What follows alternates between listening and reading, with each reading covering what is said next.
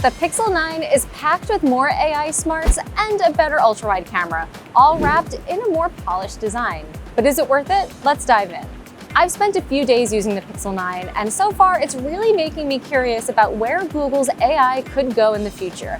I spent way too much time creating silly photos in Pixel Studio and playing around with a new feature called Add Me, which uses AR to take group photos. But using the Pixel 9 has also shown me that despite the hype, AI isn't a reason to upgrade your phone, at least not yet.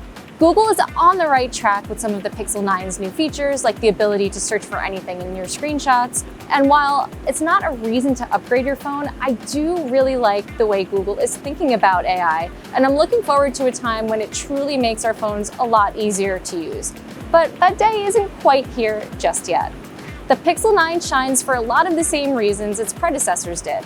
It has solid cameras, really clean software, and beautiful hardware. But Google does have a higher bar to live up to now that the Pixel 9 starts at $799, which is $100 more than the Pixel 8 was at launch. Here's a closer look at my thoughts so far, but don't forget to read my full review for more details. First, let's start with the obvious. The Pixel 9 has a new look. The camera bar now has a floating island-style design rather than stretching across the entire back of the phone. And the metal edges are flatter as well. This gives the Pixel 9 a more seamless shape since the edges aren't interrupted by the camera module. I love the way it looks and feels so much that I don't even want to put a case on it, especially in this new peony pink color. I'm just gonna say it, it looks more like an iPhone, and in a good way. The screen is also a bit larger and brighter compared to the Pixel 8, which makes it slightly easier to see in sunlight, although I did still find myself cranking the brightness up all the way to use it outdoors. But it's really the software that makes the Pixel 9 different from previous versions of Google's phone. These new phones have a handful of AI-powered features, such as an image generator app, a tool for changing objects and photos into something else, and a new app that lets you search for content in your screenshots. Pixel Studio, the image generator, was so much fun to play around with. I went down a rabbit hole typing in whatever I could think of, although it can't make images of people yet, which limits some of its usefulness. I could see this being useful for really any situation where you might need to come up with a custom graphic for something, like maybe a party invitation. I know personally myself, I could see it being really useful for creating characters for games like Dungeons & Dragons once it can create people, but we'll have to wait and see where it goes. In my experience, the results were pretty accurate based on the prompt, but there were some instances where they were a little off. I tried creating an image of Pikachu, Jigglypuff, and Mew in a forest together, for example, and instead of making Mew, it made some kind of hybrid of Mew and Jigglypuff. But either way, I really enjoyed typing in the prompts and seeing what Google would make of them. ReImagine, another new feature, lets you select objects in photos and change them into something else entirely. In my experience, this feature works best when selecting a flat object in the background rather than something with a lot of depth. Pixel Screenshots seems like one of the most practical new AI features. You can basically search for any piece of information that's stored in a screenshot, like a Wi-Fi password for your Airbnb or an order confirmation, and it'll pull it up. And then there's Add Me, which is probably one of the wildest new features I've seen on a phone in a long time. So we're gonna try out a new feature called Add Me, which basically makes it so that you can take a group photo while everyone is actually in the photo, even when no one's there to take it for you. So here's how it works. One person takes the photo, then they hand off the phone to another person in the photo to take a second photo. The phone then combines both images to create one photo with everybody in it. It definitely works. It does look a little less natural than if we were both just standing next to each other in the photo. The positioning is definitely correct, but it just looks like two people that don't know that they're standing next to each other, because that's exactly what it is, basically. Those are some of Google's Pixel-specific features, but I also got to play with Gemini Live on the Pixel 9, which is the more conversational version that requires a paid subscription. You can interrupt Gemini and ask follow-up questions, with the goal being to make talking to Gemini feel as natural as talking to a person. What are some good ice cream spots nearby? There's a couple of great options. For classic high-quality ice cream, head to Van Leeuwen on Hudson Yards. They've got tons of creative flavors, plus some vegan options. Do they have gluten-free options too? Both places have options. Oh, okay. Do they also have coffee at any of those ice cream places? Yeah, Van Leeuwen has great coffee. They roast their own beans, so it's really good.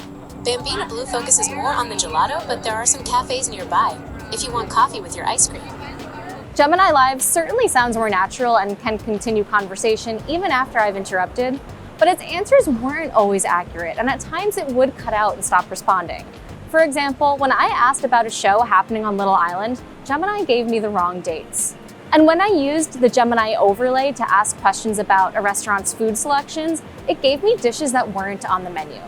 I love the idea of being able to ask Gemini questions rather than sifting through menus and documents myself. But these results make it a little hard for me to trust the responses right away. Like Samsung, many of Google's AI features are impressive and really fun to use, but they do feel siloed. They feel designed for individual use cases rather than making your entire phone software feel smarter as a whole. But I think that's where things are headed, so I'm interested in seeing where this goes. AI is definitely the big new thing on this year's Pixel phones, but it's not the only thing worth talking about. Camera quality is also another area Google has traditionally paid a lot of attention to. The Pixel 9 generally has the same camera as the Pixel 8, a 50-megapixel main camera and a separate camera for taking ultra-wide shots. But the ultra-wide camera on the Pixel 9 has a new 48-megapixel sensor, which is an upgrade from the Pixel 8's 12-megapixel sensor.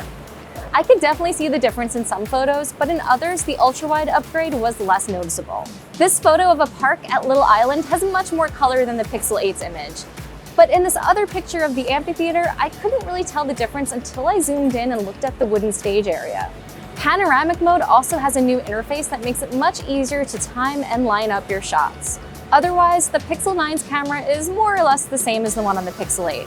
I'm still trying out the camera, but in my early tests, I'm getting photos that are colorful, that feel punchy, but are still realistic and true to life, which can be a tough balance to strike.